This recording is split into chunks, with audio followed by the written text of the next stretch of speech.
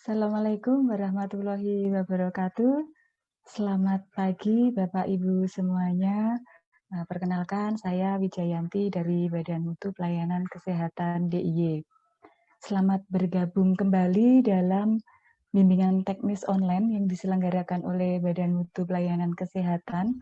Kali ini mengambil tema tentang strategi dan teknis menyusun disaster plan di FKTP.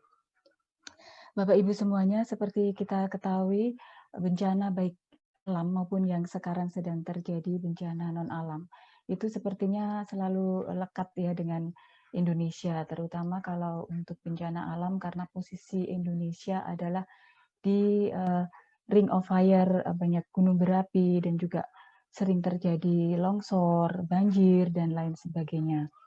Oleh karena itu, kami Badan Mutu Pelayanan Kesehatan mencoba untuk memfasilitasi belajar ilmu tentang bagaimana strategi dan teknis untuk menyusun disaster plan bagi teman-teman di FKTP. Karena FKTP adalah garda depan bagi pelayanan kesehatan di Indonesia. Bapak Ibu semuanya, kali ini kita akan menyelenggarakan bimbingan teknis online selama 2 hari. Jadi hari ini dan besok. Kemudian peserta-peserta yang sudah bergabung bersama kami ini terdiri dari wajah-wajah lama dan juga mungkin ada beberapa wajah baru ya yang telah bergabung dengan bimbingan teknis online kali ini. Berikut ini. Nah, ini asal provinsi peserta, ada 12 provinsi yang mengikuti bimbingan teknis online kali ini, yaitu paling banyak dari DIY, kemudian diikuti dari Jawa Barat, diikuti kemudian dari Jawa Tengah, Jawa Timur, kemudian provinsi-provinsi lain ada 2 dan 1 peserta. Kemudian asal institusi peserta terbanyak dari teman-teman di Puskesmas 35 orang, kemudian dari klinik 20 orang, kemudian dari Dinkes 2 orang, dan selanjutnya dari lain-lain itu ada surveyor, kemudian ada dari mungkin dari kampus gitu ya, ada 5 orang. Bapak Ibu semuanya, mungkin bagi yang baru mengenal Badan Mutu Pelayanan Kesehatan, bisa mengakses website kami. Di situ kami selalu mengupdate regulasi tentang mutu, kemudian juga ada update-update kalau ada bimbingan teknis selanjutnya, kami juga update di website kami tersebut. Selanjutnya kami akan membacakan juknis bagi Bapak Ibu semuanya mungkin yang sudah sering mengikuti bimbingan teknis online-nya Badan Mutu sudah hafal, tapi mungkin bagi Bapak Ibu yang masih baru mengikuti, kami bacakan ulang walaupun kami kemarin juga sudah men-share juknisnya. Jadi Bapak Ibu diharapkan untuk memformat nama dalam link Zoom-nya sesuai dengan petunjuk, yaitu nama depan diikuti institusi, diikuti kabupaten kota Bapak Ibu semuanya. Kemudian diharapkan menyiapkan pertanyaan-pertanyaan, nanti pada saat sesi diskusi bisa menyiapkan dalam chat ataupun bisa raise hand, nanti diberi kesempatan. Kemudian ini admin selama sesi presentasi dari narasumber, nanti semuanya Bapak Ibu akan di-mute. Nanti apabila ada kesempatan untuk bertanya secara langsung akan di-unmute. Kemudian untuk bimbingan teknis online kali ini tidak ada daftar hadir dalam kolom chat ya, jadi nanti ada form evaluasi sebagai pengganti daftar hadir. Kemudian untuk susunan acara hari ini, hari pertama, yaitu pertama registrasi, kemudian nanti ada pembukaan yang akan disampaikan oleh Ketua Badan Mutu Pelayanan Kesehatan, Dr. Gigi Beta Chandrasari. Kemudian materi pertama dari Dinas Kesehatan DIY itu tentang kebijakan pemerintah tentang disaster plan di FKTP. Nanti akan disampaikan oleh Bapak Budiana, SKM MSC. Kemudian ada ISOMA pada pukul 11.30 sampai 12.15 waktu Indonesia Barat. kemudian Bapak Ibu bisa bergabung lagi di ruang virtual untuk sesi berikutnya, yaitu strategi menyusun program disaster plan di Fasiankes yang akan disampaikan oleh Dr. Belladonna MKes. Selanjutnya di sesi materi yang ketiga itu tentang cara menyusun dan menerapkan program disaster plan di FKTP nanti akan disampaikan oleh narasumber praktisi K3 Rumah Sakit, yaitu Bapak Ruwanto Sarjana Teknik. Kemudian untuk besok hari kedua itu ada 3 sesi juga, yaitu yang pertama tentang disaster plan dalam PMK 52 tahun 2018 dan draft siap 2.20. Kemudian selanjutnya praktik membuat identifikasi risiko menggunakan HVA dan pembahasan diselingi ISOMA. Kemudian pada sesi siang dilanjutkan praktik menyusun disaster plan dan pembahasan. Kemudian diakhiri dengan post-test dan sesi foto bersama besok di hari kedua. Baik Bapak Ibu semuanya, sebelum acara kita mulai supaya acara hari ini sampai besok bisa berlangsung dengan lancar, mari kita awali dengan doa terlebih dahulu. Berdoa kami persilahkan.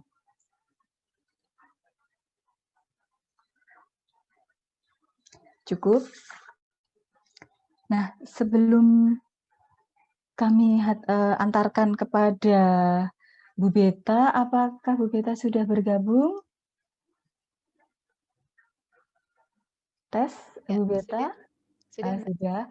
Kalau dari narasumber dari Dinkes, Pak Kudiana, apakah juga sudah bergabung? Oh, belum ya sepertinya. Baik, mungkin Bu Beta bisa memulai untuk sambutan dulu. Ya, baik. Silakan Bu Beta. Iya, Bu Yanti bisa kontak ke Pak Kudi ya untuk Ya. memastikan beliau sudah standby atau belum gitu. Ya, baik, terima kasih. Saya masuk untuk sebagai pengantar ke dalam BIMTEK kita kali ini. Baik Bapak Ibu sekalian, selamat pagi. Assalamualaikum warahmatullahi wabarakatuh. Salam bahagia dan sejahtera untuk kita semua. Senang Bapak Ibu bertemu kembali dengan Bapak Ibu walaupun secara virtual. Ya, tetapi ini adalah salah satu berkah Bapak Ibu. Kalau boleh kita bilang ini berkah ya di antara situasi yang tidak menyenangkan, tidak mengenakan bagi siapapun. Ya, karena dengan situasi pandemi COVID ini ya memungkinkan kita untuk bertemu secara virtual. Ya, berkenalan dengan Bapak Ibu yang tadinya kita mungkin terbatas oleh ruang dan waktu. Sekarang kita tidak terbatas lagi dengan ruang, kalau waktu mungkin masih. Nah, yang pertama itu kemudian kalau boleh ini menjadi berkah adalah dengan diadakan virtual Bapak Ibu ini ya seperti misi Badan Mutu memberikan pembelajaran berkelanjutan kepada Vaskes primer maupun lanjutan itu dengan biaya yang betul-betul sangat minimal, yang memang operasional cost-nya itu betul-betul bisa kami sesuaikan dengan SHBC Pergub DIY. Sehingga 2 hari ini ke depan, harapan kami Bapak Ibu memang betul-betul bisa mendapatkan apa yang Bapak Ibu butuhkan. Ya, baik Bapak Ibu sekalian, tadi sudah disampaikan oleh Mbak Yanti terkait dengan apa yang akan kita pelajari dalam 2 hari ke depan. Tetapi sebelum sampai ke sana, akan kami sampaikan terkait dengan latar belakangnya. Bapak Ibu, disaster plan itu sudah beken, sudah populer di rumah sakit sejak 5 tahun terakhir. Kemudian kenapa di Vaskes itu juga perlu diterapkan? Sebetulnya wacana disaster plan masuk ke dalam puskesmas itu sudah bergulir sejak 5 tahun yang lalu. Kalau rumah sakit sudah 10 tahun yang lalu, maaf saya ralat. Tapi kalau puskesmas sudah sejak 5 tahun yang lalu. Nah, tetapi baru bisa terrealisir itu insya Allah di tahun-tahun tidak lama lagi karena ada di dalam draft, sudah ada di dalam draft standar dan instrumen akreditasi untuk FKTP. Untuk puskesmas, yang untuk klinik ini belum keluar draftnya, tetapi mestinya karena klinik juga menjadi gatekeeper untuk menolong masyarakat di wilayahnya, di sekitarnya, maka tentunya klinik ke depan juga dimungkinkan untuk menyusun disaster plan pula. Bapak Ibu, kalau kita mengingat mengapa disaster plan ini perlu dibuat, masing-masing dari kita yang hadir di sini tentu pernah mengalami sebuah situasi genting ya atau darurat. Saya mengambil contoh tahun 2009 ketika Merapi meletus. Itu masyarakat yang dituju ya puskesmas. Puskesmas terdekat dari Merapi itu ya Cangkringan, Turi, itu yang terdampak tempel itu ya. Nah, teman-teman di sana sumber dayanya terbatas, dokternya hanya tidak lebih dari 6 orang pada saat itu. Pasien berdatangan terus-menerus ya. Pada saat gempa di Bantul, dokter tidak banyak pada saat itu, perawat juga tidak banyak. Pasien berdatangan pada kondisi yang ya mengalami cedera fisik. Jangankan untuk menangani pasien, untuk menangani dirinya sendiri dan puskesmasnya saja kita bingungan. Siapa yang akan memegang sebagai komandan? Siapa yang akan digugu? Siapa yang akan yang akan menjadi acuan perintah?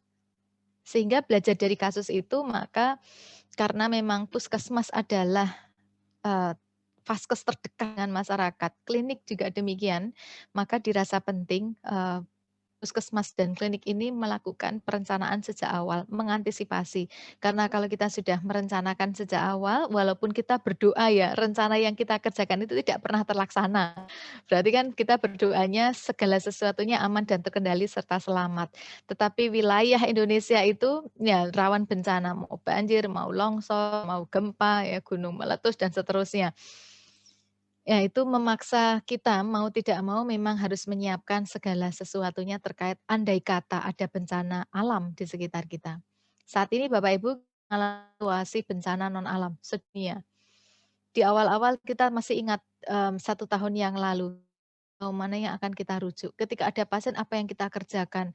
Maka kita semua heboh dengan menggunakan APD yang kita anggap itu adalah satu-satunya pertolongan. Seiring dengan waktu, teman-teman banyak belajar bahwa ternyata kita harus melakukan re-layout, redesign penerimaan pasien, harus membedakan pasien infeksius dan infeksius dan seterusnya. Itu bagian dari sebetulnya pengelolaan ketika terjadi bencana non alam. Jadi harapan kami Bapak Ibu dengan adanya BIMTEK kali ini memberikan insight kepada Bapak Ibu bagaimana kita merencanakan segala sesuatu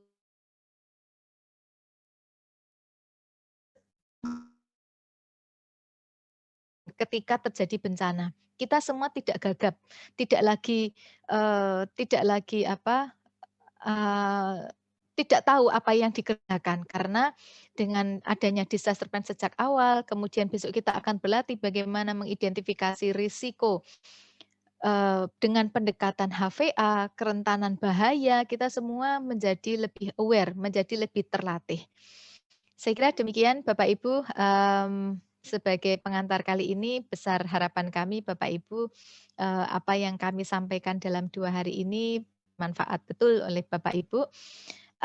Ya hari ini kita menghadirkan 3 narasumber Bapak Ibu, 3 narasumber yang memang kami pilihkan. Pak Kudi ini dari Dinas Kesehatan DIY, memang beliau ini bagian yang bencana-bencana gitu ya,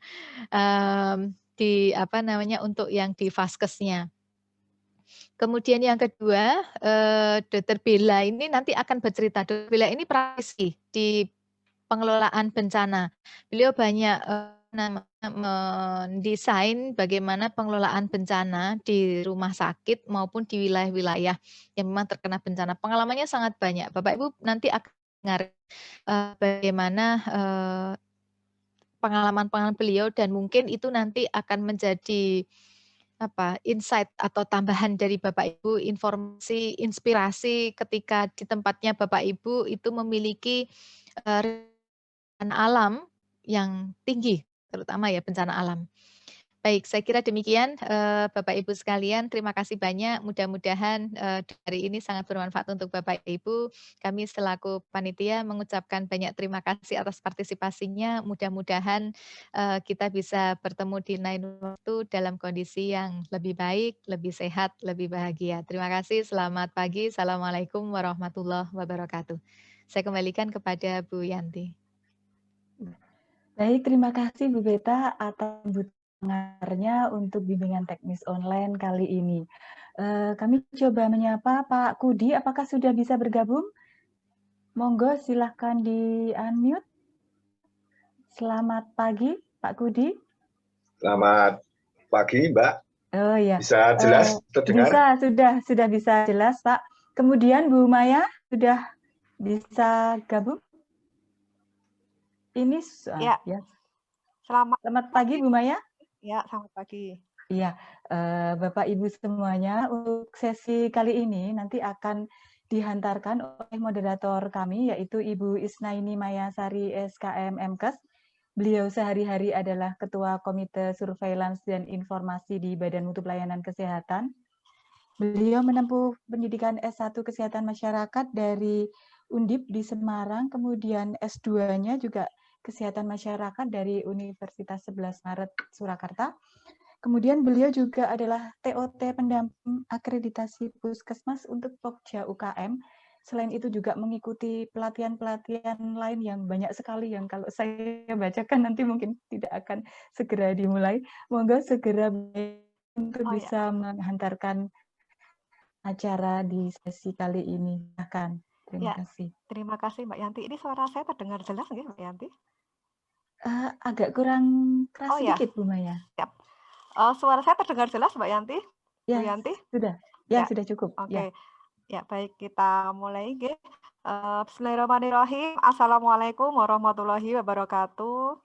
Selamat pagi, salam Ibu para peserta BIMTEK Strategi dan Teknis menyusun di disaster plan yang dilaksanakan oleh Badan Mutu Pelayanan Kesehatan BI.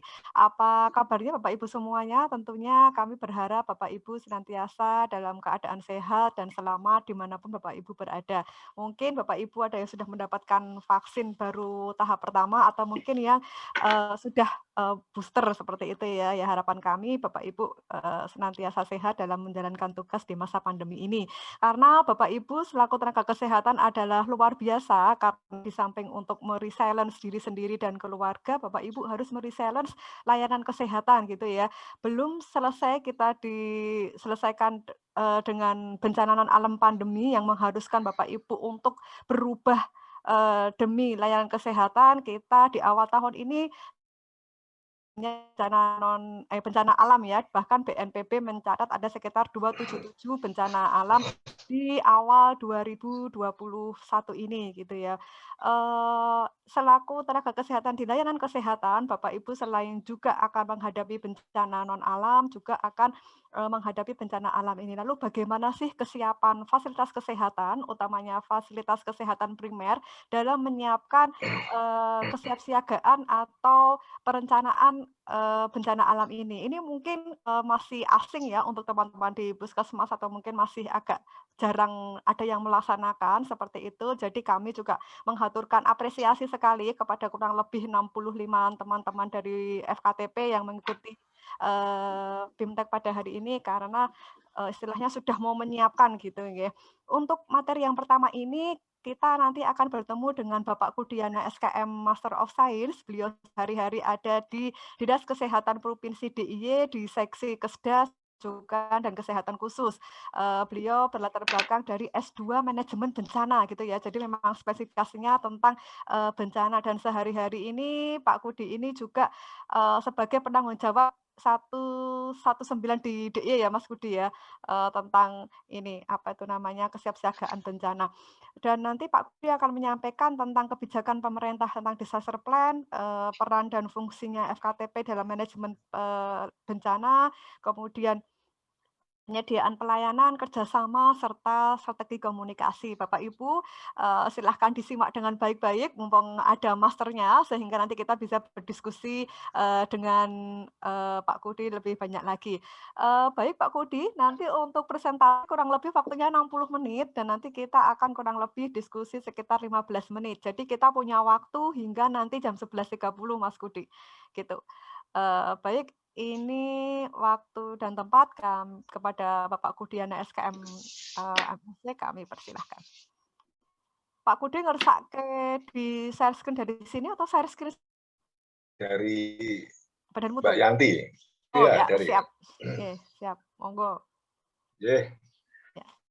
Assalamualaikum warahmatullahi wabarakatuh. Waalaikumsalam. Selamat pagi, salam sejahtera untuk kita semuanya. Terima kasih kepada Badan Mutu yang pada kesempatan pagi hari ini kita akan berbicara terkait dengan disaster plan untuk kesiapsiagaan terutama fasilitas pelayanan kesehatan dalam menghadapi bencana yang ada di wilayah kita. Terkait dengan disaster plan ini di FKTP ya, untuk kali ini kita akan mulai dengan latar belakangnya. Monggo Mbak, latar belakang. Pendahuluannya. Kita tahu bahwa bencana itu akan menimbulkan beberapa dampak. Yang pertama adalah korban. Di sini korbannya itu kan tidak hanya 1, 2, tetapi korban massa. Korban dengan jumlah yang cukup banyak. Baik itu meninggal ataupun luka-luka. Kemudian yang kedua, kalau dilihat dari aspek kesehatan, terjadinya rusaknya infrastruktur, terutama gedung-gedung layanan kesehatan. Bisa rumah sakit, puskesmas. Kita lihat gempa 2006 di Bantul itu, rumah sakit maupun puskesmas banyak yang mengalami kerusakan. Itu menjadi masalah bagi kita. Karena kita sebagai pelayanan kesehatan untuk korban bencana kan menjadi hal yang urgen untuk bisa memberikan pelayanan kepada masyarakat. Selanjutnya yang ketiga adalah terjadinya pengungsian. Walaupun tidak semua bencana akan menimbulkan dampak terjadinya pengungsian.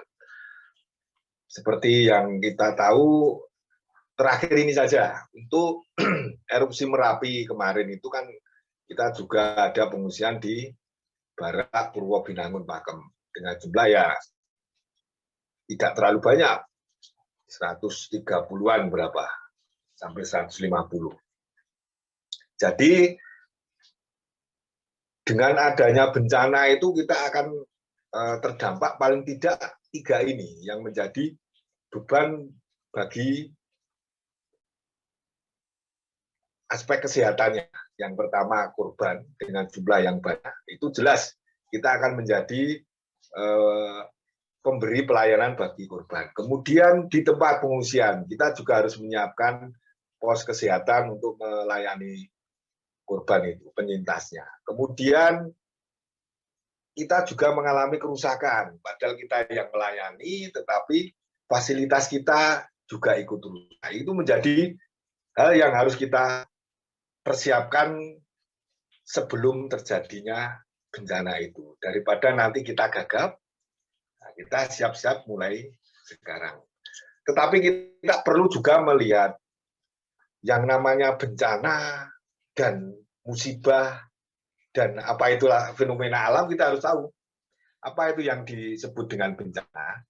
Bencana itu kalau memang ada ancaman, ini ada gambar 2 ini, yang satu natural fenomena, yang satu disaster. Itu sama-sama tanah longsor, tetapi kalau yang gambar di pojok ini kan ada infrastruktur di situ. Ada bangunan, ada perumahan, ada manusianya di situ, ada jalan. itu yang kita namakan bencana. Tetapi kalau yang di tengah itu gambar, yang natural fenomena itu kan di situ tidak ada infrastruktur, tidak ada manusianya. Ya ini memang karena kita sebagai manusia dipunyai akal pikiran ya, walaupun mungkin di situ betul ya tetap bencana itu Pak, karena di situ kan banyak ada hewan dan sebagainya. Tapi kan ini kita terminologinya bencana bagi kita manusia. Jadi disaster itu kalau ada ancaman, tetapi di sekitar ancaman itu ada infrastruktur, ada kehidupan manusianya. Sehingga kalau ada gunung meletus sehari 1000 kali, tetapi di selatan laut sana, ya bukan bencana itu. Itu namanya cuma fenomena alam biasa. Kemudian mengapa di Indonesia itu kok sering terjadi bencana? Apakah karena memang banyak dosanya begitu? Atau bagaimana? Sebenarnya enggak. Penyebab bencana itu kan ada 3 kalau di wilayah kita. Yang pertama itu karena Indonesia itu terletak di iklim tropis. Kita kan punya 2 iklim, kemarau dan penghujan seperti saat ini. Jadi kalau kemarau itu nanti panjang, kemudian apalagi di dataran tinggi akan menjadi ancaman kekeringan. Tetapi kalau hujan seperti ini, apalagi di dataran rendah, ya akan terjadi banjir seperti itu. Jadi karena memang Indonesia itu berada di wilayah tropis sehingga terjadi dua musim itu, sehingga akan menyebabkan banjir, longsor, puting beliung, kekeringan. Kemudian Indonesia itu terletak di pertemuan lempeng tektonik dunia, yaitu Indo-Australia, Eurasia, dan Pasifik.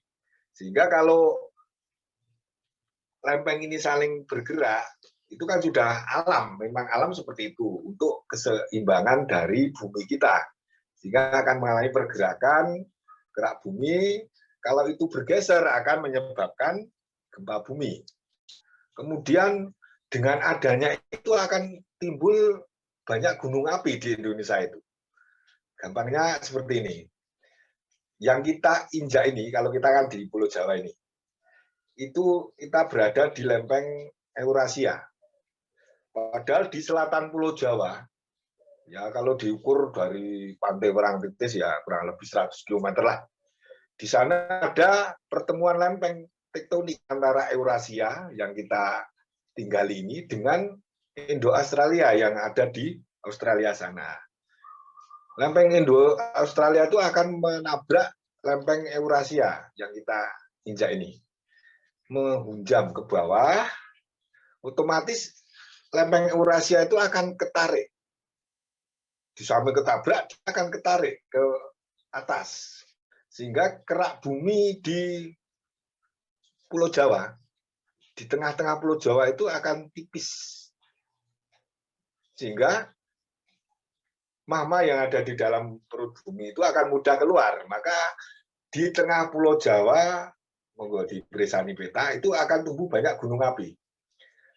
Pertemuan lempeng tektonik sampai sana, sampai barat laut Sumatera, barat Sumatera. Jadi dari Pulau Sumatera, Pulau Jawa, Bali, itu akan di tengah pulaunya itu akan banyak tumbuh gunung api. Karena ada pertemuan lempeng tektonik ini yang saling bertabrakan dan menarik ke arah bawah. Sehingga di tengah pulau itu akan tipis sehingga akan mudah terjadi adanya gunung api. Seperti itu. Sehingga kalau Indonesia itu ada erupsi gunung, ada gempa bumi, itu wajar. Karena itu tadi. Kemudian kalau gempanya di laut dengan kekuatan atau magnitudo tertentu akan menyebabkan yang namanya tsunami karena akan ada perubahan di dasar laut akan menyebabkan tsunami. Jadi Indonesia itu banyak sekali ini jadinya kalau melihat dari faktor letak geografi yang ada di kita ini, yang tadi itu karena iklimnya tropis menyebabkan banjir, longsor, kekeringan. Kalau adanya pertumbuhan lempeng tektonik akan menyebabkan banyak tumbuh gunung api, gempa bumi, tsunami, nah, seperti itu. Banjir lahar kan karena ada erupsi suatu gunung, kemudian ada hujan seperti sekarang ini, kita juga resiko ini untuk Merapi terjadi banjir lahar. Kemudian selanjutnya yang terutama yang non alam ini, bencana non alam. Indonesia kan terdapat beberapa pulau. Di situ banyak suku, budaya, agama. Kalau di situ tidak sepaham, ada ya cekcok seperti akan menjadi timbul konflik antar suku seperti itu. Kemudian adanya kerusuhan itu menjadi bencana non alam. Kalau dibagi secara umum kan bencana itu ada dua, bencana alam, bencana non alam. Kemudian bencana alam ini disebabkan sebenarnya kalau dari keilmuan itu disebabkan oleh geologi dan hidrometeorologi. Hujan, kekeringan, dan hidrometeorologi. Kemudian geologi itu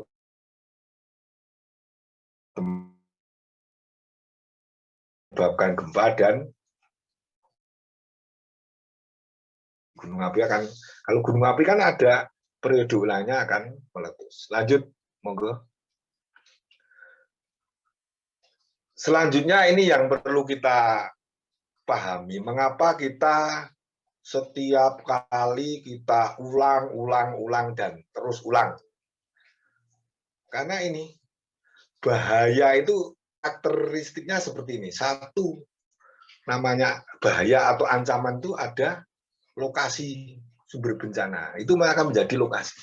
Ada Gunung Merapi di utara sana, itu menjadi ancaman kita. Walaupun ancaman dengan bencana itu beda. Tadi itu seperti yang saya katakan di depan. Kalau di sekitar ancaman itu tidak ada infrastruktur kehidupan manusia, kan itu bukan bencana, tetapi cuma fenomena alam.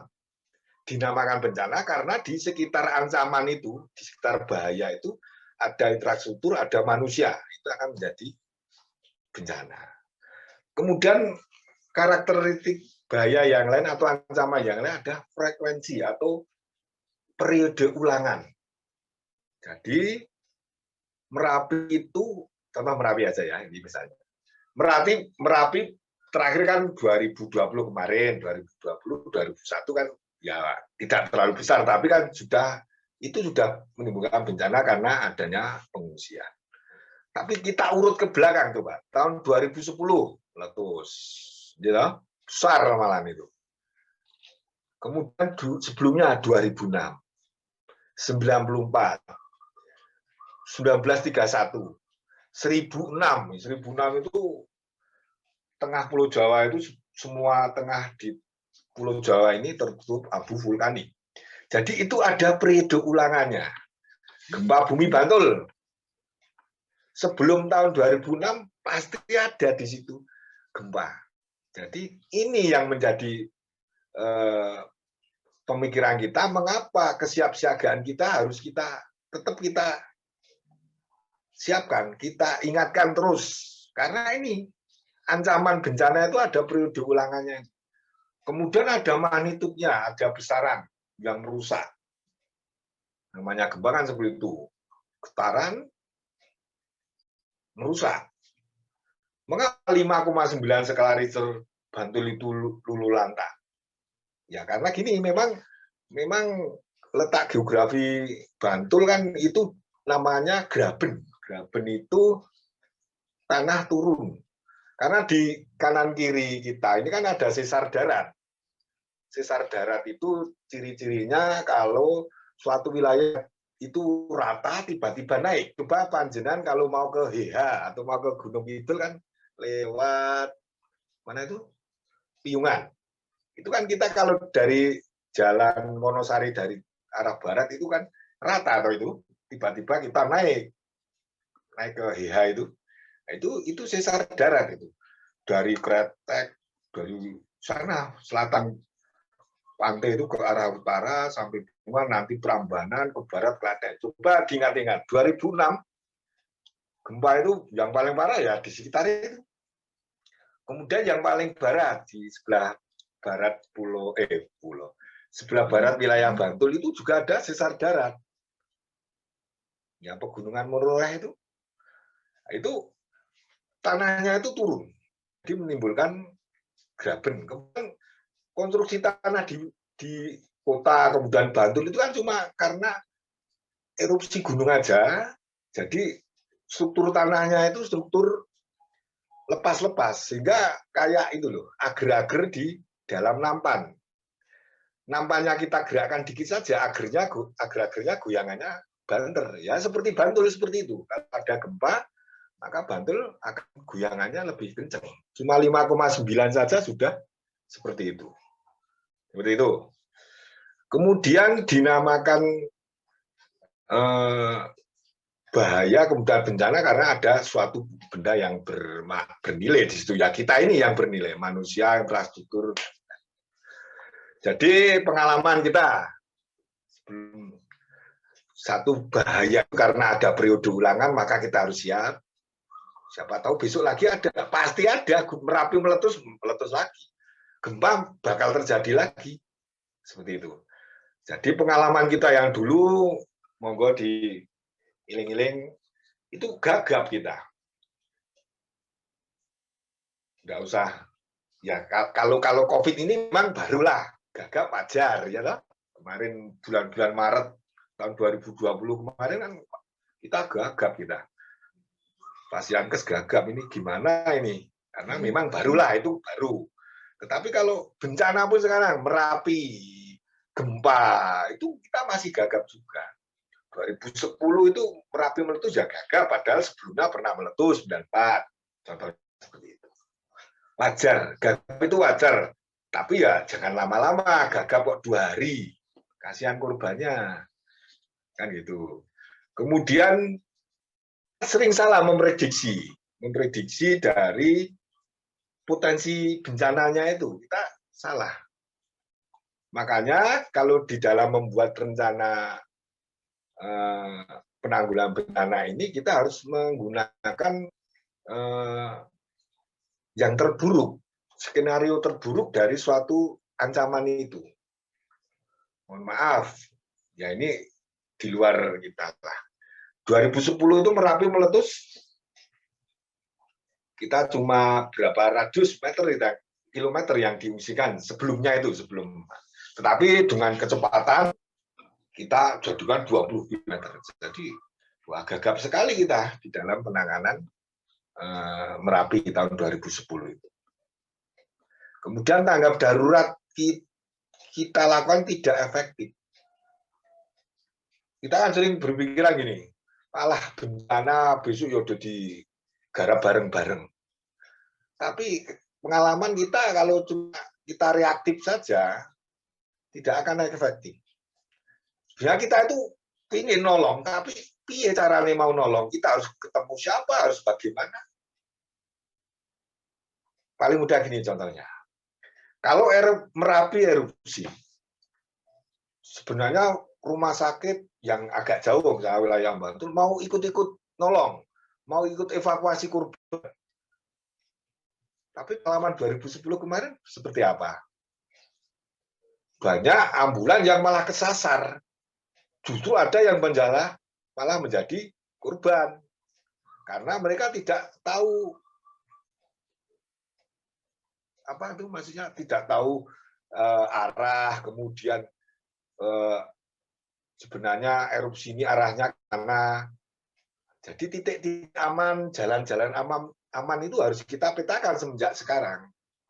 Jangan terulang lagi tahun 2010 itu kita akan pakai HT nih. dengar itu teman-teman relawan ambulan mana saya kurang tahu minta tolong. Nah, saya kan ya tetap gimana ini sudah saya ini terjebak ini di pinggir sungai yang dilewati lahar panas. Ini saya mau takut. Akhirnya mereka tetap keluar. Akhirnya ya itu amputasi kakinya karena adanya luka bakar di kaki. Sehingga seperti itu janganlah terulang lagi. Bagaimana sebelum terjadi bencana itu kita siapkan. Ya, ini 2020 kemarin, tapi coba kita siapkan dengan PSC Seman Emergency Service sebagai pengendali ambulan. Kita buat seperti itu. Jadi semua armada ambulan yang mau ke arah Merapi mau menolong harus koordinasi dengan PSCS karena di situ PSCS akan mengarahkan ambulan yang mau datang ke Merapi, jalannya lewat mana yang aman, kemudian amannya penjemputan di mana, PSCS yang tahu karena itu sudah kita buat SOP dan kerjasama dengan BPBD Kabupaten Sleman. Ini contohnya saja. Namanya Fasiankes gagap sebenarnya ya wajar, tetap wajar. Ya, karena bencana itu memang sifatnya mendadak. Apalagi gempa bumi. Gempa bumi kan bencana yang belum ada early warning-nya. Apa kita tahu ini setengah menit lagi ada gempa besar? Kita kan nggak tahu. Kalau gunung, insya Allah ada early warning-nya. Kan ada levelnya. Normal, waspada, siaga, awas. Kalau gunung. Tanah longsor sebenarnya ada juga early warning. Banjir, ada banjir. Tapi kalau gempa, siapa yang tahu kalau 5 menit lagi ada gempa besar di DIY? Kita nggak tahu. Sehingga kalau kita gagap, wajar. Kalau terutama untuk bencana-bencana alam yang sifatnya mendadak, yang tidak ada early warning-nya. Kemudian kapasitas kesehatan kita juga terganggu, loh. Seperti gempa bumi Bantul kita juga rusak, kemudian tenaga kesehatan kita juga ikut jadi korban. Nah, sehingga di dalam disaster plan ini kita buat, makanya kalau rumah sakit itu ada sister hospital, kalau puskesmas monggo dibuat sister puskesmas atau bagaimana. Sehingga kalau rumah sakitnya atau puskesmasnya rusak, nanti puskesmas atau rumah sakit yang lain itu tanpa kita telepon, kita hubungi ya mereka sudah datang sendiri ke Fasiankes kita untuk membantu kita. Kemudian kita tahu namanya bencana itu bebannya itu melebihi kapasitas kita, jelas. Kalau IGD kita itu misalnya rumah sakit kelas D aja misalnya, paling IGD tempat tidurnya 3-4 dengan jumlah tenaga kesehatan 1 shift 5 orang gitu. Nggak usah bencana, musibah saja, tabrakan bus itu dengan truk dengan korban 20 orang itu aja kita sudah berat menerima kalau kita tidak punya perencanaan di dalam. Kemudian ya kita akui lah, namanya fase bencana kan ada 3, pra, saat, dan pasca. Pra itu pra bencananya itu sering kita kurang. Sehingga pada saatnya itu, saat terjadi bencana gagap itu tadi. Kapasitas kita belum kita siapkan. Kemudian SOP belum kita siapkan. Sehingga kita masih gagap. Masih bingung. Sebenarnya kita itu tetap lakukan, tapi bagaimana yang paling efektif itu yang masih kita jalankan masih kurang. Kemudian tujuan dari disaster plan itu ya yang seperti tadi itu. Lanjut Mbak, lanjut. Bahwa kita sebagai petugas kesehatan sebagai fasiankes itu mengenali ancaman yang ada di wilayah kita terutama. Kemudian ancaman kita itu apa? Misalnya,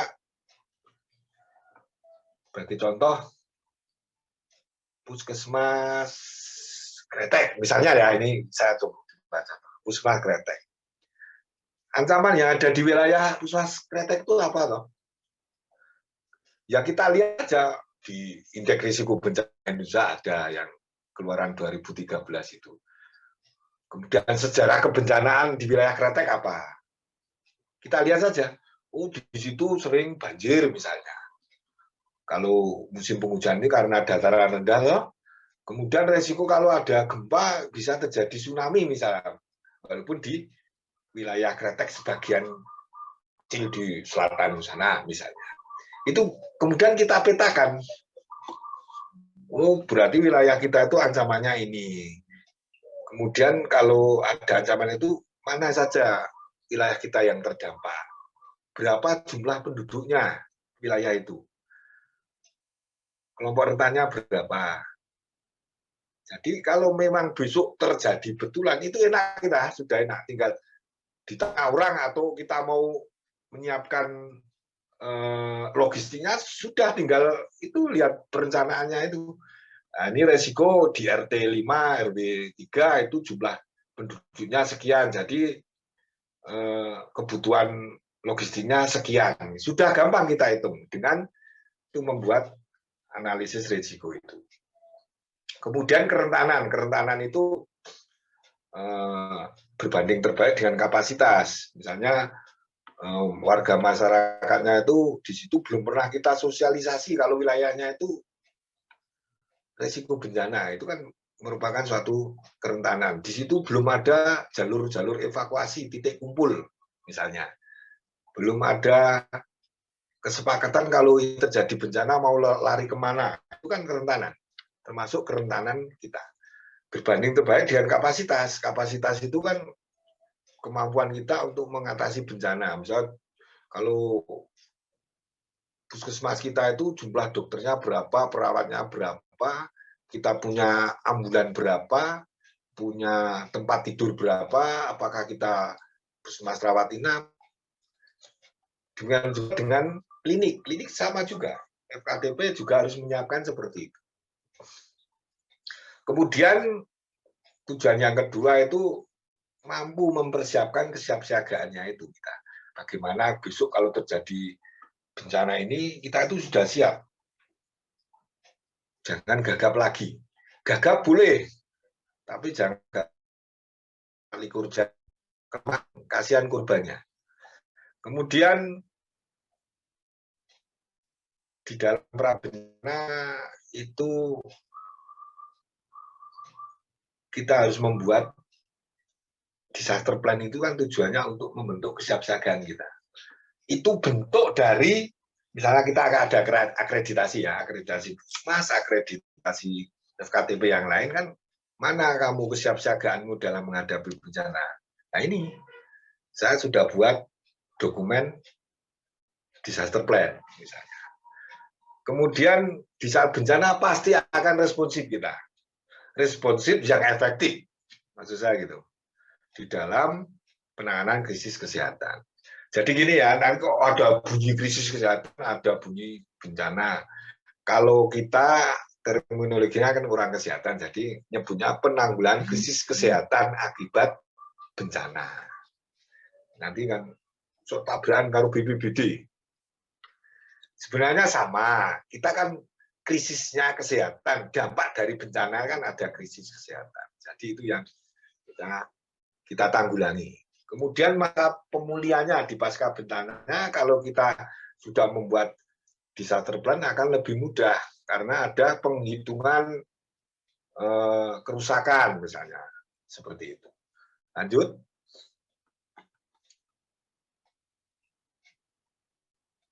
Kalau landasan hukum, banyak kita. Mulai dari undang-undang, PP, kemudian Permenkes, peraturan daerah, sampai dengan ya peraturan daerah ya paling kecil ya, keputusan bupati atau gubernur mungkin ada. Kalau undang-undang itu kita ada Undang-Undang 24 tahun 2007 itu terkait dengan penanggulangan bencana. Kemudian Undang-Undang 36 tahun 2009 tentang kesehatan. Di situ sudah disebutkan bahwa wilayah dengan potensi bencana itu wajib melakukan kesiapsiagaan.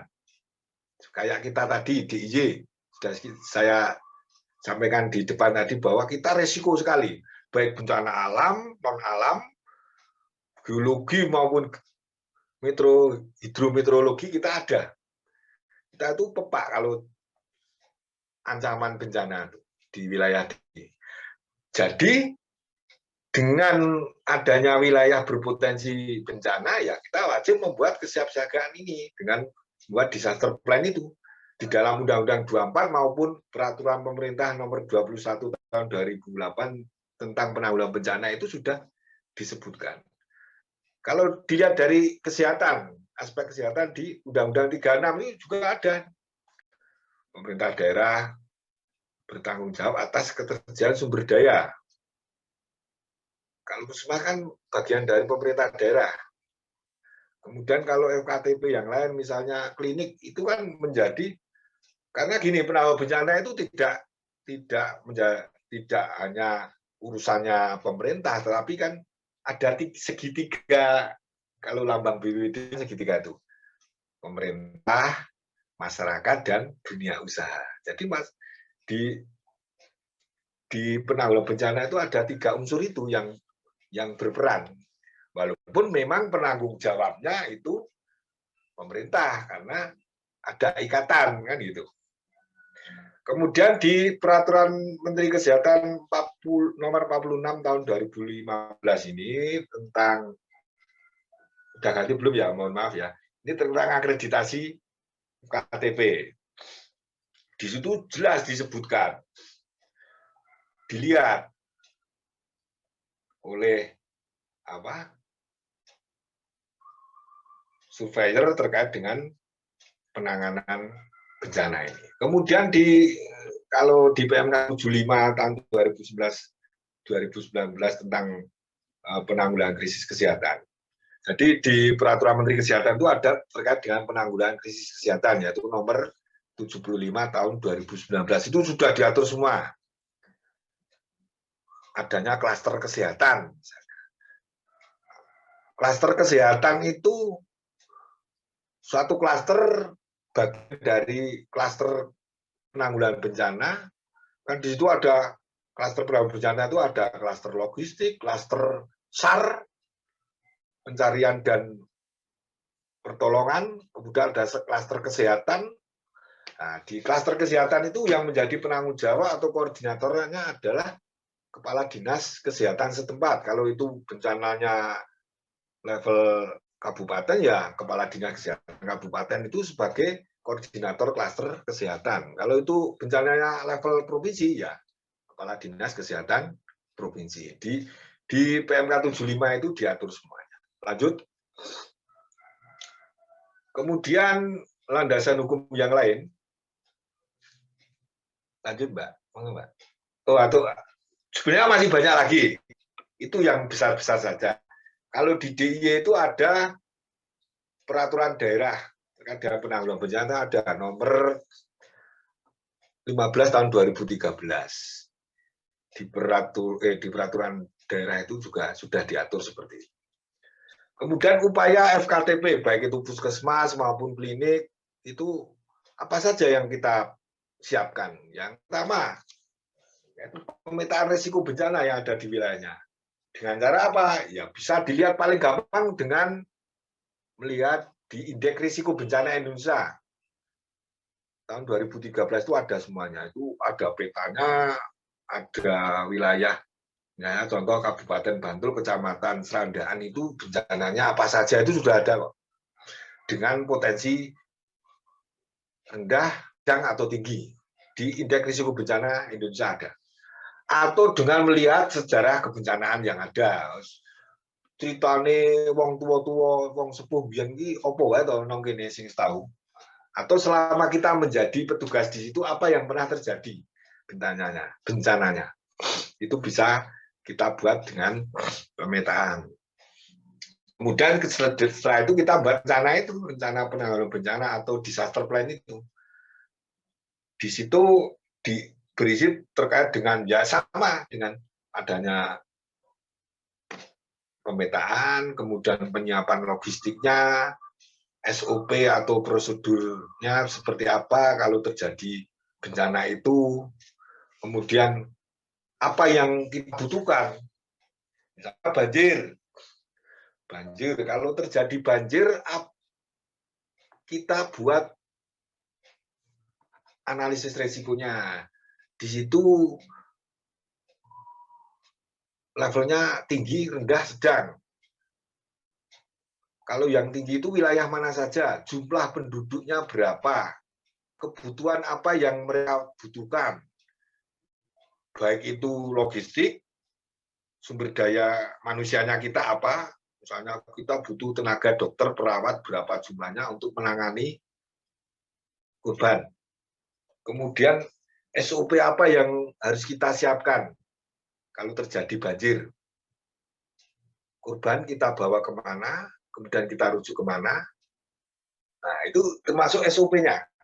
Kemudian bagaimana kita mengirimkan logistiknya kalau terjadi banjir, kita buat SOP.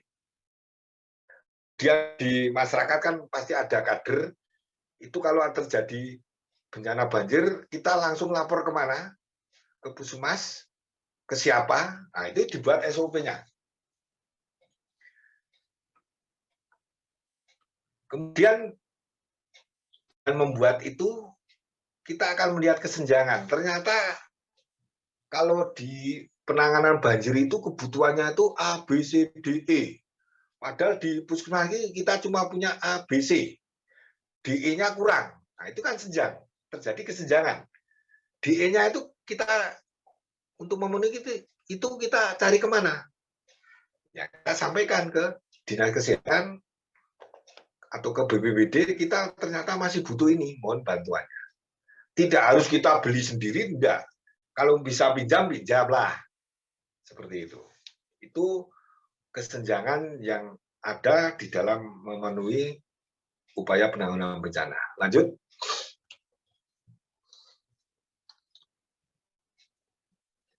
Kemudian tadi oleh Mbak Maya kan disebutkan terkait dengan fasilitas yang kita butuhkan di dalam upaya penanggulangan bencana.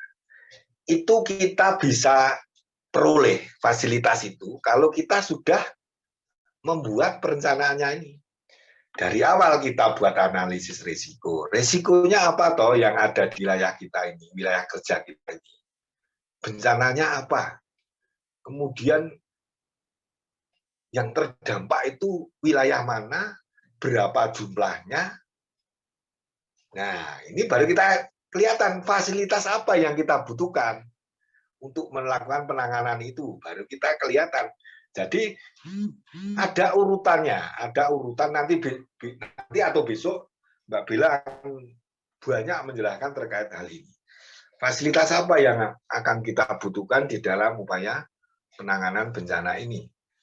Jadi kita tahu bahwa bencana itu kalau di kita itu di Pasyankes itu ada, kita bagi menjadi dua, internal disaster dan external disaster. Maksudnya gini, internal disaster itu misalnya kita Puskesmas ya ini, misalnya kita Puskesmas. Internal disaster itu Puskesmasnya juga mengalami bencana. Misalnya ada gempa, otomatis kan Puskesmas juga kena gempanya. Jadi itu internal. Atau karena wilayah Puskesmas itu berada di pinggir sungai misalnya.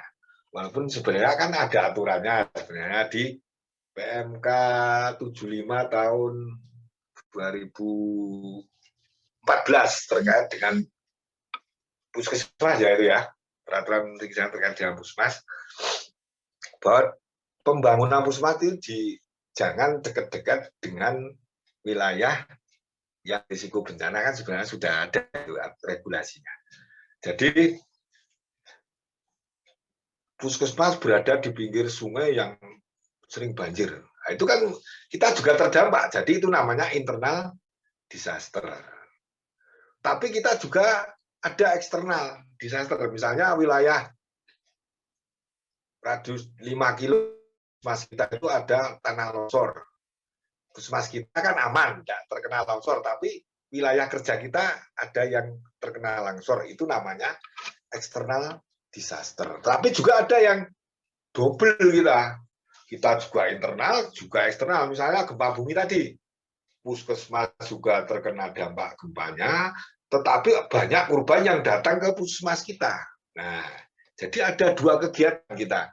Satu, penyelamatan sumber daya kita, baik itu SDM-nya, baik itu peralatan kesehatannya, yang kemudian dokumen-dokumen puskesmas yang harus kita amankan kalau terjadi gempa atau terjadi banjir.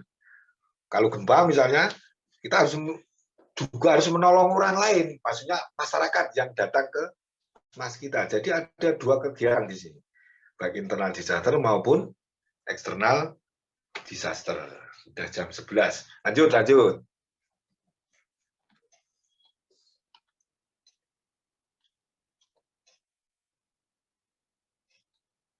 Lanjut. Cuma tinggal 2 atau berapa ini. Jadi fasilitas internal disaster itu ya SOP kita buat, peralatan kita buat, apa yang kita butuhkan, sarana prasarana yang kita butuhkan. Kemudian terkait dengan eksternal disaster ya kita harus membuat itu tim EMT. Di situ kita kirimkan perawat atau dengan dokter, dengan driver, dengan ambulan ke lokasi tanah longsor misalnya. Ini apa yang fasilitas yang kita siapkan kalau terkait dengan internal disaster. Misalnya di sekitar klinik, ya kita siapkan rambu, arah evakuasi, kemudian titik kumpul. Titik kumpul itu kita buat di lokasi yang betul-betul aman. Misalnya di depan klinik ada space yang memang di situ memang aman. Jangan di bawah tiang listrik, jangan di bawah pohon besar, jangan di bawah baliho. Nah, percuma kita sudah rekoso-rekoso melayu dari dalam klinik, ngelumpuk nong titik kumpul ternyata duwe baliho, bareng ketibaan baliho itu ya malah dagelan nanti ya toh. Jadi titik kumpul harus benar-benar berada di titik aman. Kemudian alat pemadam api ringan itu harus kita siapkan. Kemudian peta denah, baik itu puskesmas atau klinik silakan. Denah peta kita dengan resiko, dengan titik resiko ancaman atau dengan fasilitas yang lain, dengan BPBD, dengan pemadam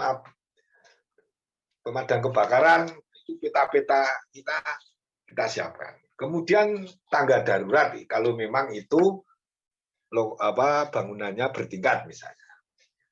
RAM sama, ini untuk penyelamatan pasien yang ada di lantai atas misalnya harus lewat RAM. Karena kalau gempa itu lift tidak berfungsi. Memang dilarang pakai lift itu kalau terjadi gempa. Lewat RAM ini. Jadi muter itu loh, jalan muter dari lantai 3 sampai lantai dasar. Kemudian SOP ini tergantung dengan bencana yang akan kita hadapi, kita buat masing-masing. Jadi nanti kalau resiko bencananya itu ada 5 wilayahnya, ya kita buat SOP banyak memang seperti itu. Kemudian ruang komando itu ruang di mana pimpinan atau komandan berada. Jadi di dalam penanggulangan bencana itu baiknya cuma satu. Jangan ada matahari kok juga. Nanti bingung petugas kita. Ini sopo ini yang berkuasa di sana perintah, bingung. Jadi ada satu komando, satu komandan yang akan memberikan perintah kepada petugas-petugas yang ada di lapangan, petugas-petugas yang ada di puskesmas maupun di klinik misalnya. Tapi di dalam pembuatan ruang-ruang ini kan terus jangan kita mau membuat baru lah. Kalau memang sudah ada di situ, ya ruang kepala puskesmas jadikan ruang komando, ya silahkan.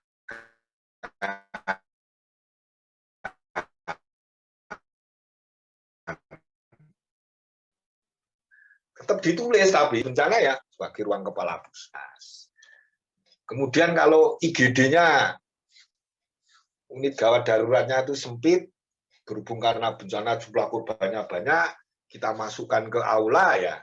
Aula itu menjadi tempat perawatan bila terjadi bencana. Tetap ditulis di depan pintu aula itu.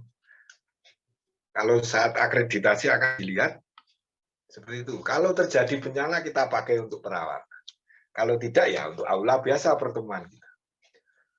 Monggo lanjut. Kalau eksternal sama, hampir sama, cuma kebutuhan yang lain yang harus kita siapkan. Misalnya ini komunikasi. Kalau komunikasi sebenarnya kenal disaster perlu, masih perlu. EMT, RHA, PH, RRT ini misalnya. Emergency Medical Team, tim cepat untuk membantu korban karena bencananya di tanah longsor 5 kilo dari kita ikut-ikut membantu, ya udah kita harus mempunyai tim emergency medical teamnya. Kemudian tim kaji cepat, rapid health assessment, kita harus punya. Walaupun tim RHA ini internal pun kita harus memiliki tim ini. Jadi tim RHA ini akan membuat data telah terjadi bencana di mana, jam berapa, lokasinya di mana, jumlah korbannya berapa, secara cepat saja, tidak harus detail, harus persis. Ada yang, loh ini kok jumlahnya 10 kok setelah jam 5 menit, selang 5 menit kok jadi 15, tidak masalah kok namanya aja pendataan cepat kok. Kemudian apa yang dibutuhkan bagi korban, itu akan dilakukan oleh tim RHA ini. Sehingga kebutuhan-kebutuhan korban itu akan segera kita berikan dengan yang dilakukan oleh tim RHA ini. Kemudian kalau PH RRT itu kan Public Health Rapid Team. Jadi dia terkait dengan kesehatan lingkungannya. Misalnya bencana A menyebabkan pengungsian di barak atau di balai desa A misalnya. Di situ ternyata jumlah toiletnya baru 1, padahal pengungsinya ada 500 orang. Kan masih kurang itu. Kemudian terdapat 1 korban yang mengalami campak. Nanti tim PHRRT ya yang bertugas melakukan pendataan dan penanganannya. Lanjut. Sekarang ini, kerjasama lintas sektor. Tadi sudah kita sebutkan bahwa bencana itu tidak bisa kita tangani sendiri. Kita harus bergandengan tangan baik dengan masyarakat, terutama masyarakat dan dunia usaha. Karena kalau namanya bencana kayak gempa bumi kemarin, kalau semua 2006 maksud saya, gempa bumi Bantul 2006. Kalau semua di tangan penanganan, terutama untuk penanganan pertama, tidak mungkin ambulan di DIY itu berapa, petugasnya berapa, kalau semua harus diambil oleh ambulan, oleh PSC misalnya, tidak mungkin. Tetap masyarakat. Mereka akan melakukan paling tidak stabilisasi, kemudian transportasi medis ke Pasyankes. Itu masyarakat kita latih, paling tidak kita latih. Kita latih bagaimana penanganan korban, pertama stabilisasi penanganan pertama yang betul dan efektif itu seperti apa. Itu sebagai Pasyankes tingkat 1 kita harus memberikan sosialisasi pelatihan kepada saudara-saudara kita masyarakat untuk memberikan penanganan pertama. petakan siapa saja yang terkait kalau terjadi bencana ini. BPBD lah, itu kan memang stakeholder pemerintah yang memang tugasnya untuk penanggulangan bencana, memang BPBD. Kemudian kita punya rekan PMI, kemudian Pak Polisi, Pak Tentara, Kodim, Koramil, Polres. Itu sering kita lakukan koordinasi dengan bapak-bapak dengan mereka. Kemudian kita tuangkan di dalam suatu SOP. Jadi gini, contohnya gini. Ternyata ada bencana gempa. Ternyata puskesmas kita itu sebagian itu runtuh bangunannya. Padahal kita kedatangan banyak korban. Maka kita butuh tenda. Nah, tendanya itu masa kita dibeli di mana saat itu gempa. Maka kita harus membuat SOP kalau terjadi gempa, kita besok langsung kerjasama dengan Kodim atau Pak Polisi atau BPBD untuk pinjam tenda misalnya, untuk memberikan penanganan kepada korban. Jadi prinsip disaster plan itu dibuat terlebih dahulu. Kemudian kebutuhan sektoral akan terlihat. Jadi kalau kita membuat disaster plan itu akan dari analisis resiko, akan muncul sumber daya yang dibutuhkan, kemudian akan timbul kesenjangan. Nah, kesenjangan ini bisa kita pecahkan dengan kerjasama lintas sektor itu. Ternyata di dalam penanganan gempa kita butuh tenda. Nah, tadi ya kalau punya uang beli, tidak apa-apa, bagus. Tapi kalau tidak kan kita kerjasama dengan BPBD, dengan TNI, Polri untuk pinjam tenda, misalnya seperti itu. Gampangannya seperti itu. Kemudian setelah kita buat dokumen itu, kita lakukan simulasi. Nah, ini simulasi itu sebagai rapor kita, rapot. Ternyata setelah dilakukan gladi, simulasi, itu masih banyak kekurangan rencana penanggulangan bencana yang kita buat. Nah, itu menjadi kita revisi terkait dengan itu. Lanjut, tinggal 5 menit. Nah, ini terkait dengan komunikasi. Kan kalau di bencana itu kan ada 2, komunikasi resiko dan komunikasi krisis. Kalau komunikasi resiko itu kalau memang wilayah kita itu berisiko terjadi bencana, apa yang harus kita siapkan? Komunikasi apa yang harus kita buat? Misalnya kalau wilayah A ini terjadi banjir, apa yang harus masyarakat lakukan? Itu kita buat.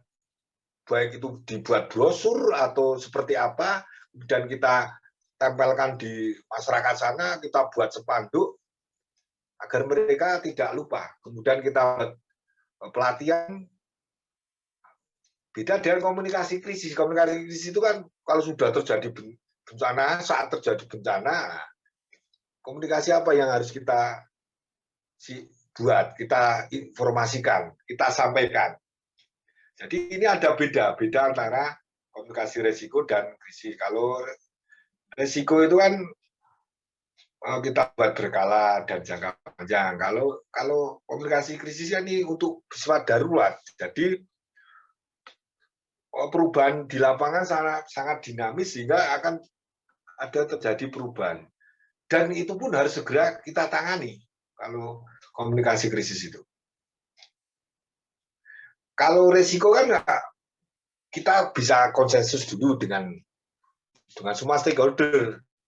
Karena kondisinya itu kan belum terjadi, baru berisiko saja. Sehingga kita buat konsensus dengan mereka sebaiknya seperti apa kalau terjadi seperti ini.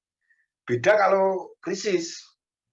Krisis itu harus segera kita putuskan. Tidak bisa kalau kita harus kesepakatan dulu, rapat dulu. Nah, korbannya setelah banyak nanti. Lanjut. Jadi lanjut Mbak, lanjut. Mas atau Mbak, ya sebelumnya ini. Jadi solusinya itu bisa direncanakan dulu kalau komunikasi resiko itu. Ada konsensus, dikolaborasikan dengan semua stakeholder, termasuk korbannya, masyarakat, calon korbannya misalnya. Ini wilayah ini berisiko banjir ya. Itu kita buat kesepakatan dengan mereka. Kalau terjadi banjir, sampean mau evakuasi mandiri atau dijemput misalnya. Kalau evakuasi mandiri seperti apa? Jadi kita buat wilayah RT 5 bila terjadi banjir akan melakukan evakuasi mandiri ke Balai RK A, misalnya seperti itu. Komunikasi risiko seperti itu sebelum terjadi bencana bisa kita buat dengan baik itu poster atau apapun bisa.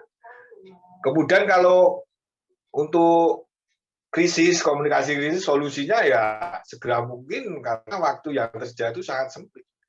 Tidak bisa kita membangun konsensus dulu.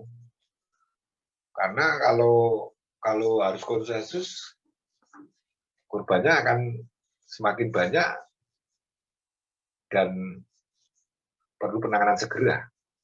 Mungkin ini yang bisa saya sampaikan. Kalau jam saya 11.04 pas, monggo kalau ada yang perlu diklarifikasi, kami persilakan. Kalau memang saya belum bisa menjawab, jadi PR saya besok saya sampaikan lain waktu. Kalau bisa langsung saya jawab, ya langsung saya jawab. Ya. Kami kembalikan ke Bu Maya, kami persilakan monggo. Terima kasih Pak Kudi atas materi yang telah diberikan. Baik Bapak Ibu semuanya, mungkin ini materi baru bagi Bapak Ibu teman-teman di FKTP, tapi paling tidak tadi Bapak Ibu semua dapat pencerahan tentang apa itu bencana, kemudian mewaspadai bencana karena kita hidup di negara Indonesia yang sangat eksotis pulaunya, tapi tersimpan potensi-potensi bencana yang sangat besar. Kemudian tadi Pak Kudi juga menyampaikan bahwasannya sebenarnya bencana alam itu sudah sering terjadi, namun Vaskes sering mengalami kegagapan gitu ya. Nah ini mungkin yang nanti akan lebih kita siapkan lagi gitu ya, dan juga termasuk pentingnya lintas sektoral dengan lintas sektoral terkait pemberdayaan masyarakatnya untuk membantu penanganan bencana pada saat bencananya dan juga komunikasi risiko dan krisis tadi. Baik Pak Kudi, ini tercatat di kami ada satu pertanyaan, ini coba saya tampilkan terlebih dahulu. Ini dari Dr. Else, beliau adalah seorang akademisi dari UMY, kalau nggak salah dari keperawatan ya dok ya. Oh dari dari Magister Administrasi Rumah Sakit. Ini Pak Kudi, apakah pembuatan hospital disaster plan untuk bencana alam dan bencana non alam dibedakan? Seperti pandemi COVID ini merupakan bencana non alam, resource-nya pasti akan berbeda. Mohon sarannya. Monggo silahkan Pak Kudi untuk bisa menanggapi dari Dr. Else di UMY. Silahkan dok, silahkan Pak Kudi. Terima kasih dokter. Pertanyaannya, memang di dalam dokumen Hospital Disaster Plan misalnya, atau nanti PHCDP untuk puskesmas, itu kan nanti kita membuat analisis risikonya. Risiko bencana apa yang mungkin terjadi di wilayah kita. Nah, terkait dengan Hospital Disaster Plan tadi, ternyata ada bencana alamnya, ada bencana non alamnya misalnya. Ada dua itu. Bencana alamnya misalnya gempa, tapi bencana non alamnya di situ juga ada kegagalan teknologi misalnya. Misalnya ada kebocoran nuklir. Ada loh di kita itu nuklir. Jangan salah, di DIY itu ada nuklir. Di Bagasari itu kan di situ ada Batan ya, betul ya? Oh iya, Batan. Nah, itu kan kalau misalnya ada kebocoran nuklir kan itu bencana non alam, kegagalan teknologi misalnya. Jadi nanti hospital disaster plan-nya itu tetap satu, tetapi nanti ancamannya kan bisa dibuat 2 atau 3 berapa. Itu nanti SOP-nya masing-masing. Jadi gini, untuk bencana alam SOP-nya ini. Bencana alamnya apapun, apanya itu juga dituliskan karena ada spesifik sendiri-sendiri antara gempa bumi dengan erupsi gunung kan beda penanganannya. Kalau erupsi gunung itu banyak luka bakarnya misalnya, kalau gempa bumi kan patah tulang. Jadi nanti penanganannya pun berbeda. Jadi SOP-nya pun berbeda. Kapasitasnya penanganannya berbeda antara bencana alam, sama-sama alam pun akan beda, apalagi dengan non alam misalnya. Jadi beda dengan gini, hospital disaster plan itu beda dengan rencana kontingensi. Kalau rencana kontingensi itu kan dibuat per wilayah ya, suatu wilayah, misalnya wilayah Kabupaten Sleman itu membuat rencana kontingensi. Kalau rencana kontingensi itu per ancaman, jadi masing-masing ancaman satu. Misalnya wilayah Kabupaten Sleman, risiko bencananya erupsi Gunung Merapi, ada banjir, misalnya ya, ada kekeringan, nah, dia akan merenkon 3, karena di situ ancamannya 3. Tapi kalau hospital disaster plan mungkin jadi satu, tetapi di dalamnya itu ada beberapa SOP terkait ancaman yang ada. Atau ini mungkin lebih besok akan atau nanti akan dibahas tuntas oleh Dr. Bella kalau terkait dengan hal ini. Tapi secara prinsip seperti itu. Begitu Mbak Maya? Ya, terima Dr. kasih Budi. Ya. Yeah. Begitu Dr. Else, atau mungkin ada tanggapan dari Dr. Else bisa raise hand ya. Jadi memang tetap dilakukan identifikasi risiko bisa menggunakan HVA, dan nanti di narasumber kedua Dr. Bella Dona MKes akan menyampaikan juga tentang identifikasi risiko bencana internal dan eksternal menggunakan HVA. Jadi mungkin nanti Dr. Elsa kita akan mengeksplor lebih banyak lagi mengenai identifikasi risikonya, dan juga besok Dr. Bella juga akan praktek membuat identifikasi risiko menggunakan HVA juga seperti itu. Baik Bapak Ibu semuanya, silahkan, masih ada waktu ini, silahkan untuk bertanya atau mungkin bisa langsung raise hand. Baik, ini di kolom chat. Oke, ini dari Dr. Elsa, terima kasih banyak gitu ya. Baik, sama-sama Dr. Elsa, terima kasih sudah menghadiri acara ini. Pak Kudi, ini karena mungkin untuk teman-teman FKTP masih baru ya Pak Kudi ya, jadi mungkin juga teman-teman untuk terkait bencana ini gitu ya. Apa itu namanya tadi Pak Kudi menyampaikan bahwasannya banyak sekali kegagapan, dan di antaranya itu kegagapannya itu adalah di masa pra-krisisnya gitu ya. Mungkin Pak Kudi bisa memberikan masukan, saran, tips kepada teman-teman di FKTP ini biar kita lebih siap lagi seperti itu Pak Kudi, biar kita tidak gagap lagi menghadapi bencana gitu Pak Kudi, karena bagaimanapun juga Indonesia itu sangat tinggi potensial bencananya gitu. Terima kasih Mbak Maya. Mungkin saya jelas enggak nih? Jelas Pak Kudi. Jadi saya terkait dengan gagap tadi, bahwa gagap itu biasanya terjadi pada saat bencananya, karena pada pra bencananya itu mereka belum siap.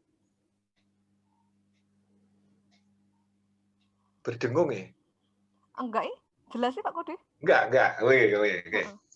Jadi gini, gagap itu terjadi pada saat terjadi bencananya. Jadi fase bencana itu kan ada 3, pra, saat, dan pasca.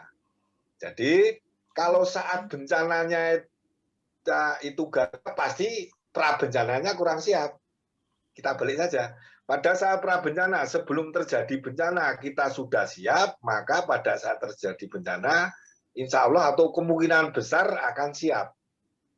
Tapi kita sering lupa di saat pra bencana itu merasa kita aman, padahal kita sudah saya sampaikan di depan tadi bahwa ancaman bencana itu ada periode ulangnya, karena sejarah sudah sangat banyak. Coba lihat Google sana, erupsi Merapi itu tahun kapan saja, gempa bumi Bantul tahun kapan saja, itu sudah sering ada periode ulangannya. Tempatnya pun hampir sama. Kalau Merapi kan cuma di situ, Merapi kan ada di utara sana, tidak mungkin berubah. Sehingga kesiapan kita itu harus kita lakukan setiap saat karena mereka akan terjadi lagi bencana itu karena memang terancaman bencana seperti itu. Ada periode ulangannya. Jadi tip apa yang perlu kita siapkan? Ya itu tadi. Satu, menganalisis resiko. Aduh, putus. Halo, Pak Kudi? Bu Fitri, ini Pak Kudi di Dinkes DIY atau di mana ya? Oh, itu Mas Prima? Bisa nyambung lagi, bisa di-unmute? Halo, Pak Kudi? Sebentar, suaranya unmute, Pak Kudi. Halo, bisa didengar? Ya, udah silahkan monggo. Tadi sempat terputus sesaat. Oh, JJ. Mungkin gini, jadi sekarang bisa didengar enggak ya? Bisa. Oke. Bisa. Ya. Jadi gini, tip kita sebagai petugas kesehatan, baik di Fasankes FKTP maupun FK lanjutan,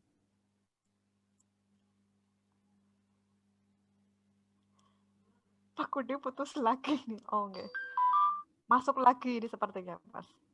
Pak Kudi putus lagi ya?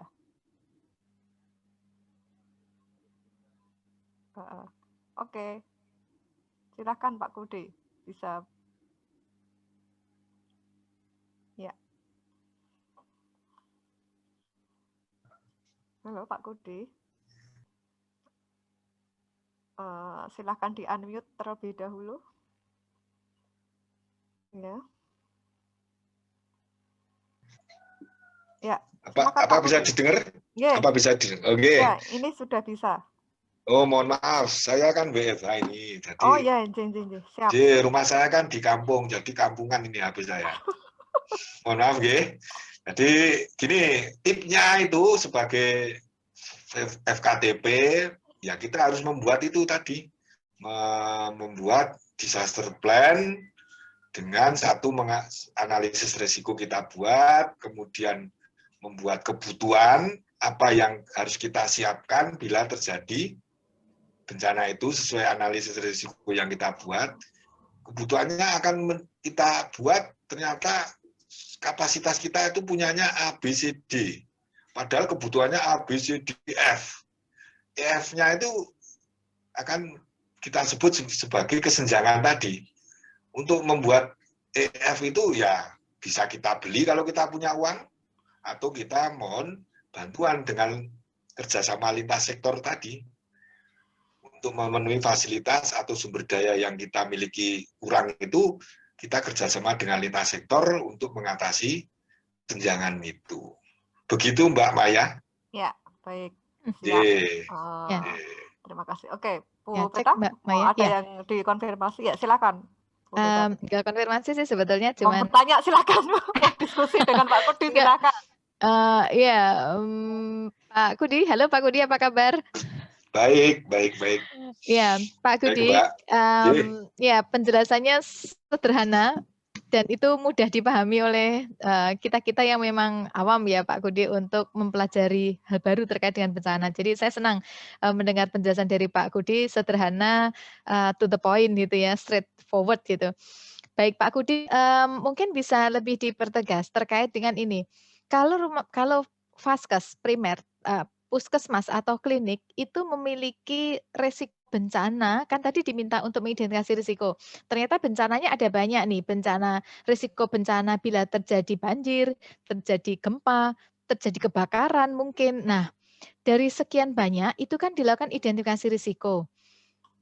Kemudian misalnya teratasnya adalah banjir misalnya. Nah, disaster plan yang akan dibuat oleh teman-teman itu mengarah pada banjir saja, karena itu dia masuk di ranking yang pertama, atau semuanya Pak Kudi? Itu pertanyaan yang pertama, karena nanti akan berpengaruh pada rencana-rencana yang akan disiapkan.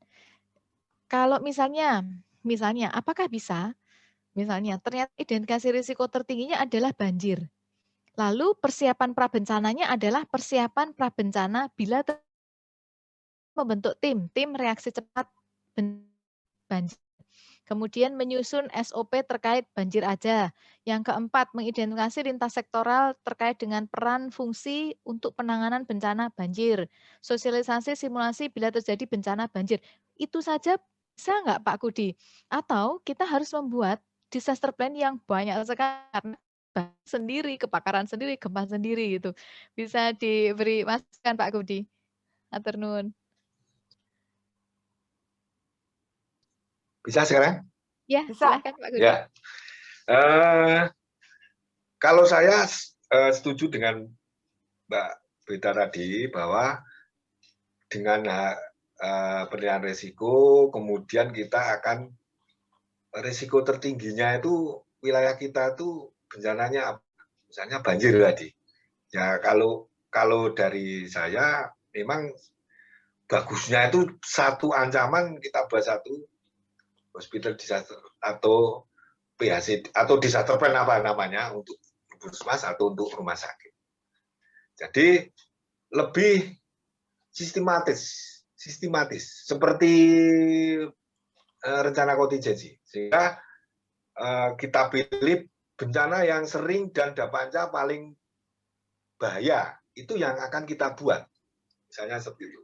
Tadi contohnya banjir loh tadi, ya kita buat banjir saja, sehingga kapasitas kebutuhan apa yang kita siapkan itu akan lebih efektif karena ancamannya itu tadi satu banjir.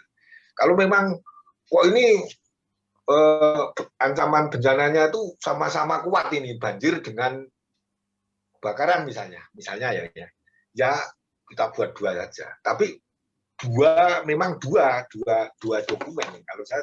Tapi monggo nanti besok bisa atau nanti kita diskusikan dengan Mbak Bila lah kalau terkait ini. Tapi kalau saya cenderung satu-satu seperti rencana kontingensi itu, sehingga jadi lebih sistematis gitu. Begitu Mbak. Baik, terima kasih Mas Kudi. Bayangan saya juga demikian karena ya ini teman-teman FKTP itu kan posisinya memang sedang posisi belajar ya, mengenal barang baru, beda dengan teman-teman rumah sakit yang memang sudah lama sekali mempelajari tentang ini. Ya, mungkin nanti kita akan mendengar ya bagaimana kalau pengalaman Dr. Bella ya terkait dengan penyusunan program bencana ini. Tapi dari Mas Kudi yang dimaksud tadi ya sepertinya kita memang satu frekuensi Mas Kudi.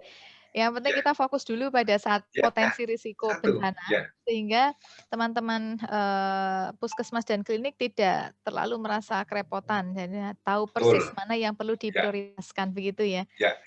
Baik, matur nuwun Mas Kudi ya. Monggo silakan Bapak Ibu yang lain. Ya. Makasih Dr. Beta. Monggo Bapak Ibu yang lain silahkan, masih sedikit ada waktu sebelum kita tutup. Ini ada Dr. Else lagi Pak Kudi. Apakah setiap institusi, rumah sakit ataupun FKTP harus membuat peta hazard supaya membuat HOSDIP-nya atau HDP-nya satu tapi sudah mengcover semua bencana?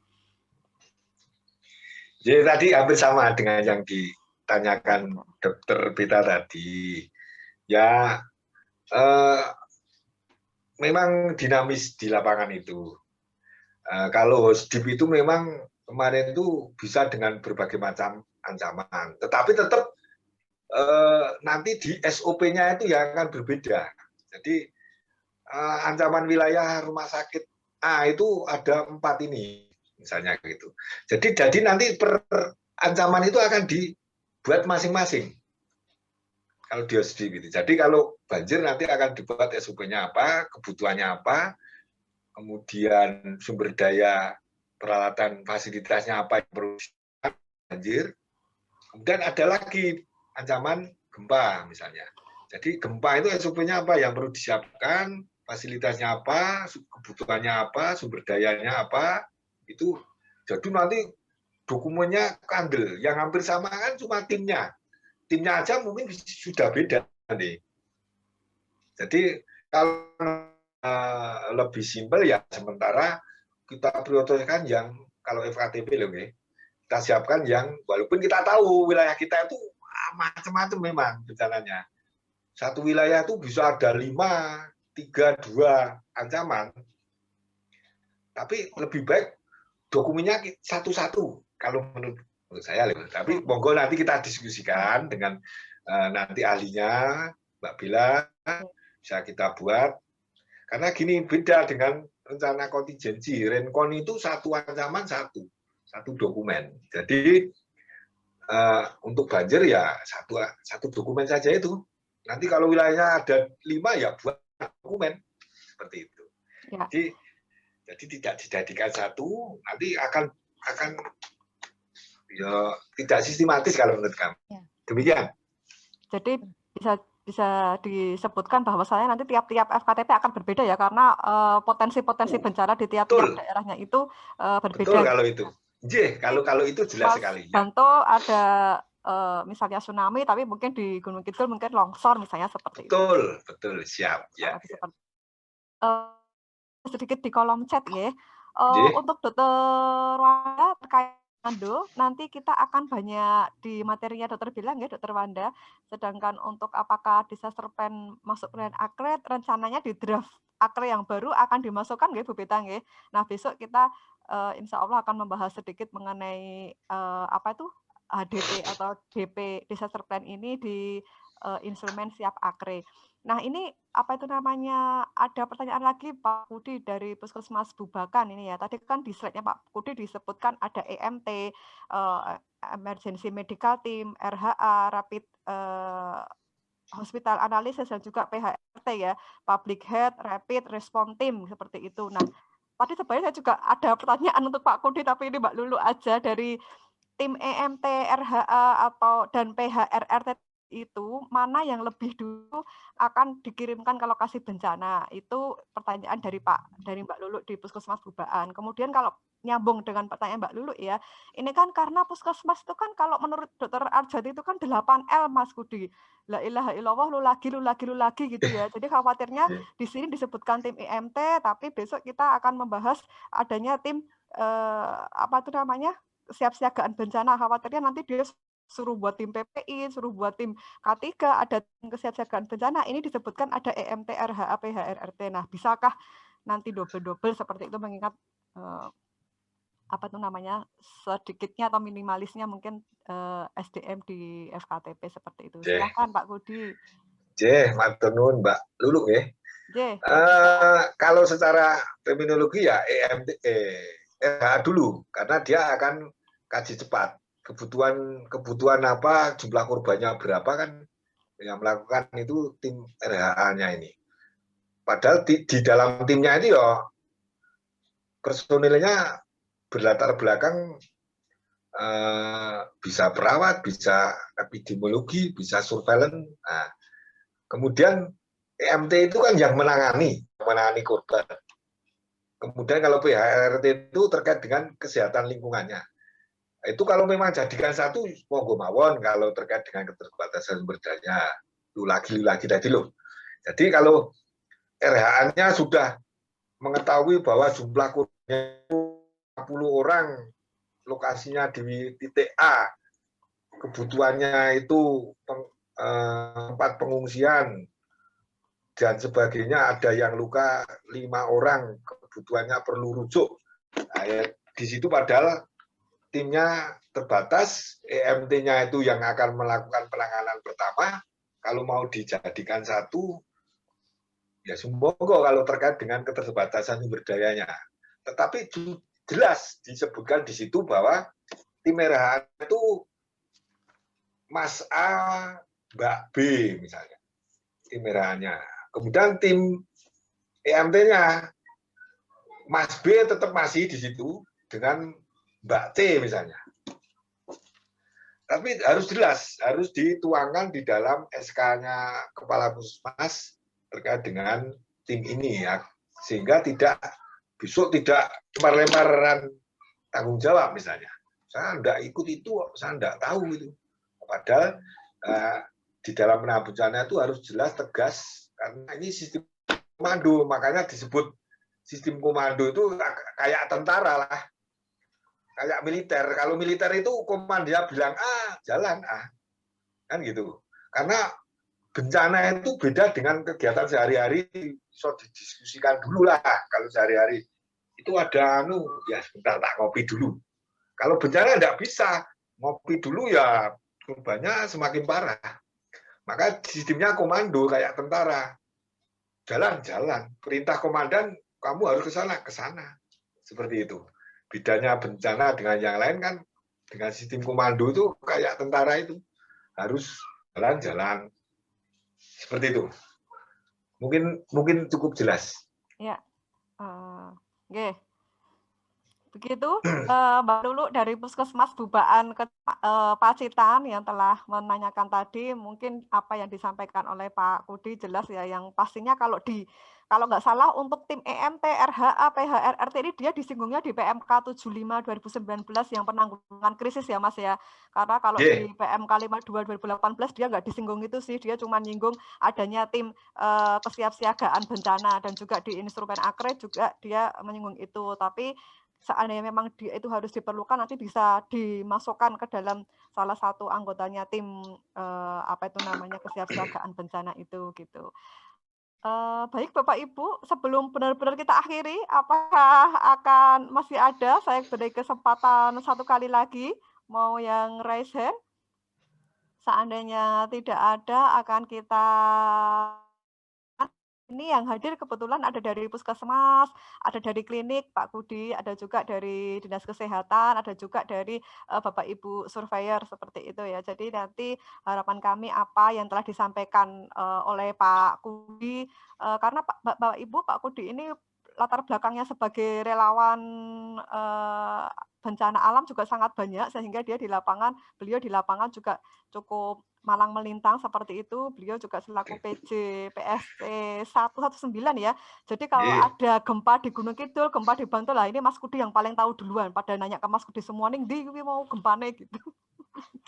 Seperti itu gitu. Baik Pak Kudi, atas waktu yang diberikan, kami mungkin sedikit closing statement Pak Kudi sebelum benar-benar kami tutup untuk sessionnya Pak Kudi, silahkan. Kalau untuk kepada teman-teman Vaskes, karena ini masih masa pandemi, tapi harus siap siaga bencana alam juga, seperti itu, silahkan. Siap, bahwa kita tahu bahwa ancaman bencana itu karakternya itu merusak, ada periode ulangan, sehingga kalau suatu wilayah sudah pernah terjadi bencana A, kemudian ada ulangan lagi, terjadi bencana lagi. Sehingga dengan adanya ulangan bencana ini perlu kita kesiapsiagaan dari kita di saat sebelum bencana ini. Sehingga bila terjadi bencana, pada saat terjadi bencana itu kita tidak gagap lagi. Jadi penanganan korban akan lebih efektif, tidak ada chaos, kita akan lebih mudah di dalam melakukan penanganan karena sudah ada petunjuk atau dokumen yang sudah kita siapkan sebelumnya. Mungkin itu. Jadi kalau di HOSDIP itu masuk di elemen penilaian diakreditasi, mungkin PHCDP, di Puskesmas, di klinik, FKTP juga ada mungkin.